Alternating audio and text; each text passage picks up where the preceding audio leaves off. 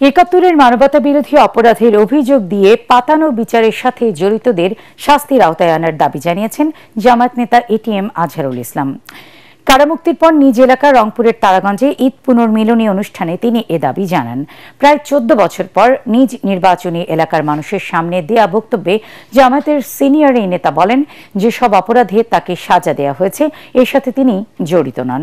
জুলাই আন্দোলনে তরুণদের অবদানের প্রশংসা করে আহতদের সুচিকিৎসা নিশ্চিতের দাবিও জানান এটিএম আজহার। যারা ইমানদার, যারা আল্লাহকে ভয় করে, যারা মনে করে আমাকে আল্লাহর কাছে যেতে হবে, তারা মৃত্যুকে আলিঙ্গন করে।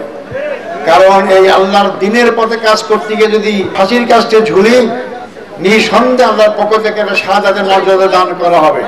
আমার মধুগঞ্জ তারাগঞ্জে একজন লোক বলতে পারবেন না এই 3টে ইলেকশন করার পরেও আমার প্রতিপক্ষকে আমি কোনো ঘায়েল করেছি, তাদের প্রতি কোনো অন্যায় আচরণ করেছি, এটা কেউ বলতে পারবেন না।